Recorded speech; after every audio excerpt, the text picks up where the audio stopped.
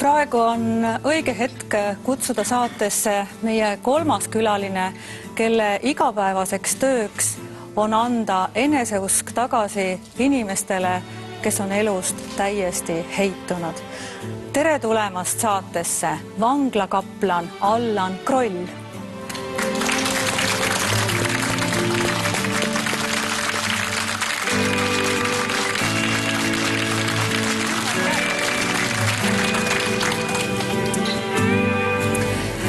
Allan, kuule, mis pattu sa tegid, et sa 20-aastasena igas mõttes usku pöörasid?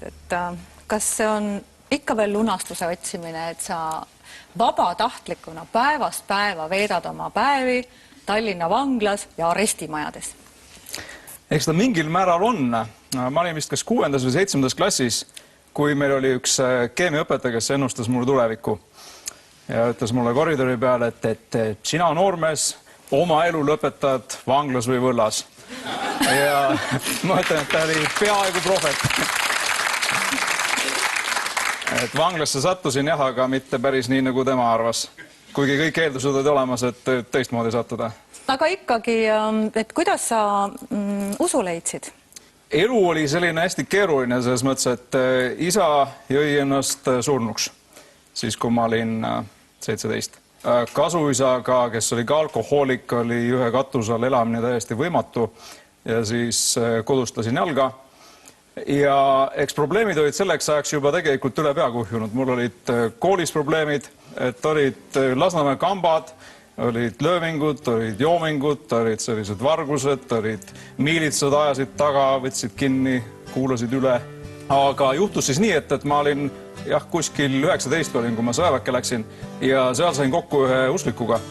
Ja minu suureks üllatuseks, täpselt nii nagu William rääkis, et tema arvates usklikud olid sellised veidrad, nõrgad inimesed, et mina olin samasugune, et mina olen kõva Lasnamäe pätt, mina ei usu kellessegi ja millessegi, et kui Jumal üldse olemas on, siis las ta vaatab ise, kuidas saab.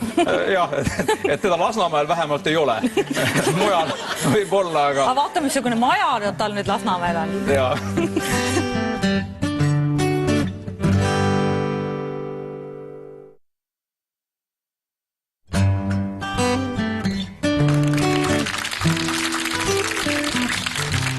Aga juhtus nii, et ma sattusin kokku sõjaväes Kristusega, kes minu suureks üllatuseks oli täiesti adekvaatne normaalne inimene, et vaatasin, et sporti teeb ja ma olin terve eluga sporti teinud lapsest saadik ja siis huvi tekkis. Ma ei võtnud vedu eriti kiiresti, et see oli vist terve aasta, kui ta mulle rääkis, ei määrinud pähe, ei pressinud peale, aga kui mul küsimusi oli, siis vastas. Siis ma läksin ükskord tema juurde, ütlesin, et neljapäeva õhtul lähed kirikusse, et ma tulen ka. Istusin igaks juhuks turvaliselt kuskil seal taga ukse juures, et kui hullud fanaatikud midagi kahtlast tegema hakkavad, et siis ma saan sealt kiiresti jalga lasta. Aga juhtus midagi minu jaoks väga-väga isiklikku ja personaalset. Pastori jutlusest ei mäleta mitte ühte silpi. Aga seda ma mäletan, et siis, kui ta koosoleku lõpus palvetas, siis mul oli selline tunne, nagu keegi oleks mind vooluvõrku ühendanud. Täiesti nagu füüsiliselt tuntavalt, nagu mingi elekter käis läbi ja mõtlesin, et närvid mul vist on enam-vähem korras. Ma ei ole kaifis, ma ei ole purjus, ma ei ole pohmellis, aga selline tunne täiesti nagu füüsiliselt, et see, kellest see lihtne pastor rääkis, tundub olevat ise reaalselt kohal. Ja eks ma olin hästi kangekaelne see usklik ajateenija, kelle kaudu ma sinna jõudsin, ta ütles, et sa oled ilmselt kõige kangekaelisem inimene, keda ma üldse tean, sest sel samal ajal, kui ta mulle oma jumala juttu rääkis ja ma isegi juba esimesi kordi palvetasin, siis ega see ei takistanud mul muid jamasid edasi tegemast. Et ma... See on täiesti jumala vallatu. No jah, igal juhul. Oli üks öö, ma mäletan, kus ma sõjaväest lasin hüppesse, ehk siis oma voliliselt lahkusin, mul olid tsiviilriided kuhugi ära peidetud ja oma parima sõbraga läksime siis Pirita restorani äärde metsa ootama Soome turiste, et kui need tulevad välja, siis anname gaasi ja võtame raha ära. Ja siis see Kristusest kaasajateenija, tema hiljem ütles, et ma olen ikka täiesti meeleheitel sinuga. Et ma olen sinuga peaaegu aasta aega vaeva näinud. Ja nüüd ta teab, et ma ööseks lasen sõjaväest hüppesse, sest ma arvasin, et ma olen selline kriminaalne geenius, et sõjaväest ei oskaks keegi otsida. Mina olen hommikuks tagasi ilusti vormis ja kõik on korras. Ma ei tea, kas oli Jumal, kes neid turiste kaitses või juhus. Ainsad liikuvad objektid selle tee ääres olid politseiautod.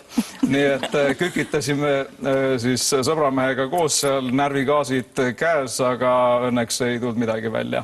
Ja siis ma sain küll aru, et nüüd ma seisan valiku ees, et kui ma jätkan sama teed, siis läheb kindlasti nii, nagu see kooliõpetaja ütles. Sest mul oli oma parima sõbraga Lasnamäelt oli selline kokkulepe, et siis kui ma sõjaväest välja saan, see pidi olema siis 92. aasta 1. detsember. Et siis pärast seda me hakkame Kasahstanist Anaša nimelist narkootikumi tooma, et ta oli seal töötanud, olid nii-öelda liinid kõik olemas ja oli kokkulepe, et välja saad, hakkame teemaga tegelema. Aga siis mina ütlen, et nii-öelda peakorter sekkus kuu aega enne. Et oli 3. november 92 aasta, kui siis ma olin kolmandat korda olin kirikus ja siis ei olnud surinaid, värinaid, aga siis oli see teadmine, et nüüd sa mees seisad ristmikul, kui sa nüüd valid valesti, siis kas sulle tuleb kunagi vigade paranduse võimalus või mitte, seda ei tea, aga selline hästi selge kindel teadmine, et nüüd sa teed selle valiku. Ja ma mäletan, siis ma sellega ära tegin ja 21. november on mu sünnipäev. Nii et paar-kolm nädalat pärast seda ja sünnipäev oli selline korralik joomaorgi alati olnud ja siis kõik sõbrad olid kutsutud, restoran oli juba kinni pandud ja siis ma mäletan seal Pirita restoranis kõigile sõpradele ja tuttavatele ütlesin, et mina olen nüüd kristlane, mina teiega neid jamasid rohkem ei tee. Pidasid sellise sünnipäeva kõne? Ja alguses ega nad optimismist ei särtsunud, et alguses keegi ütles, et pole midagi, et aasta pärast on üle läinud ja oled siin tagasi. Mina suur usuhiiglane paar-kolm nädalat nii-öelda asja sees olnud, ütlesin, et ei unustage ära, aasta pärast ma olen juba palju sügavamal selles.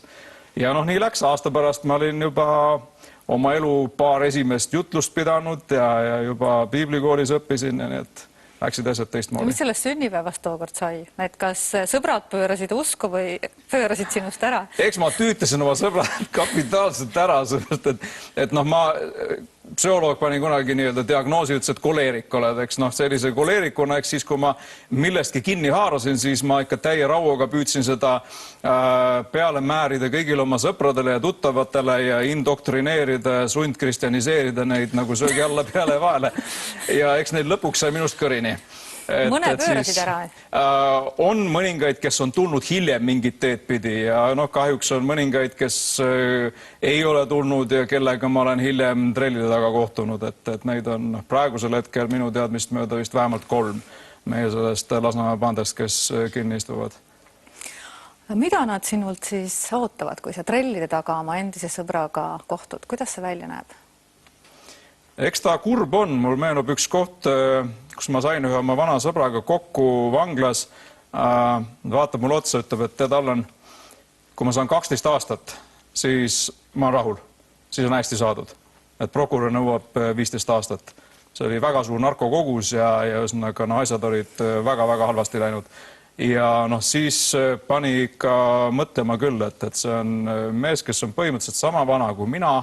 Mina saan varsti 44, ta oli vist aastakene vanem minust, ühes majas elanud, ühes kambas jõlkunud, igasuguseid asju teinud ja nüüd ma vaatan ja kujutan ette, et kui ühel hetkel see mees vanglast välja astub, siis ta on juba suhteliselt vana mees ja mida ta teha saab, kas ta saab teha mingit vigade parandust enam või mitte, ei oska öelda.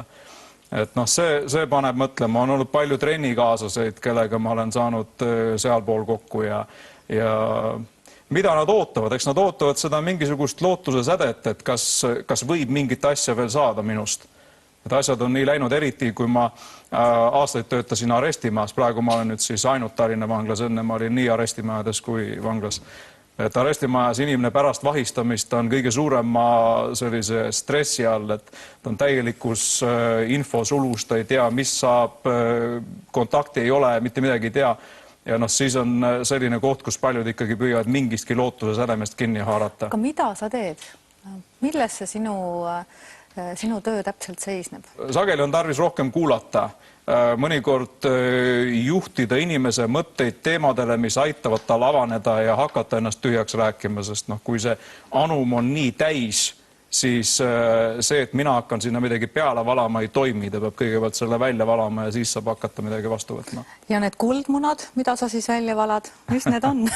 Kõigepealt üles noppida see vähene positiivne, mis inimese elus on. Ja eriti vanglas, eriti alguses, kui inimene on siis kas eeluuritav või kohtualune, ta veel ei tea, mis ta tulevikus saab, siis ega seda positiivset seal palju ei ole ja seda lootuse sädet ei ole lihtne leida. Aga ma püüan teha inimestele sellise nii-öelda tänunimekirja, mis on praegu veel hästi. Sain kirja, ma ei tea, sain paki, naine ei jätnud maha. Neid on tohutult palju, kellel on ikka täiesti kõik kokku kukkunud. Selliseid tänunimekirju võiks ju iga inimene teha aeg-ajalt raskel hetkel. Absoluutselt võiks, sest see paneb asjad perspektiivi. Ma saan aru, et mõni hakkab vastu vaidlema, ütleb, et see on enesepettus ja valikmälu. Valikmälu on meil nii ehk naa. Küsimus on sees, kas me kasutame seda enda vastu või enda kasuks. Ja seal selles keskkonnas on väga lihtne seda kasutada enda vastu. Ja siis kui see inimene selle lootuse ära kaotab, siis võib see asi väga kehvasti lõppeda. Sinu nii-öelda kliendid lähevad 12 aastaks kinni. Kust sina leiad seda motivatsiooni, et nendega tegeleda, sest see nõuab ju suurt hingejõudu? Suurem osa on väiksemate karistustega ja mina vaatan alati selles perspektiivis seda, et varem või hiljem see inimene, kes on visatud sinna, mida paljud nimetavad ühiskonna prügikastiks. Et lihtsalt silme eest ära, peaasi, et nad on eemal, peaasi, et neil on seal kindlalt luku ja riivi taga. Aga see sama inimene on varem või hiljem meie naaber, võib-olla keegi lähedane, kellega me tänaval kokku saame. Ja kui nüüd kohelda neid umbes nii nagu mingisugust puuris koera ja torgime, siis mõtleme, et ehk siis kui puuriuks lahti tehakse, tuleb normaalne koer välja, no ei tule. Mitte iial ei tule, ta tuleb välja ja hakkab hammustama kõiki, sest ta vihkab ühiskonda, ta vihkab kõiki oma lähedasi, kes talle pettumuse valmistasid. Nii et sellises olukorras ikkagi alati see vabanemise perspektiiv on silme ees, et see on see, mis mind motiveerib ja loomulikult see ka, et võib-olla see, mida mina teen, saab ära hoida selle, et kellelgi vanaemal ei lööda rusikaga vastu pead, pensionipäeval ei võeta raha ära, et võib-olla keegi jääb ära vägistamata, keegi jääb paljaks röövimata selle tõttu, et see inimene on seal vanglas olles jõudnud mingi otsuseni ja välja saades on käitunud teistmoodi, et see on see nii-öelda tulevik, mis oleks võinud tulla, aga jäi ära. Kuidas sa ennast tasakaalustad? Kas sul on ka see tänulist? No üks asi, mis kindlasti vormis hoiab, on see, et kui ma teen seda, mida mulle meeldib teha. Ja ma saan aru, et mõni peab seda võib-olla diagnoosiks, et kuidas kellelgi meeldib vanglas olla ja 8-5 trellide taga aega veeta, aga mind see toidab ja anonüümsete narkomaanide tugigrupis on selline hea ütlus, et aidates teisi, sa aitad iseennast. Tööväliselt on loomulikult terve hulk asju, oma pere, kui ma vaatan oma naist, oma tütart, see on miski, mis toidab, ma saan välja lülitada asjad, millele ma võib-olla hetkel ei taha enam mõelda. Sport kindlasti, terve elu sporti teinud, raamatuid loen nii palju, kui vähegi aega on, nii et loomulikult selline tasakaal peab olema mingisugune vaheldusrikkus elus, et kui ma tegeleks ainult vanglatööga, siis ma ei tea, kas ma suudaks seda tasakaalu niimoodi hoida.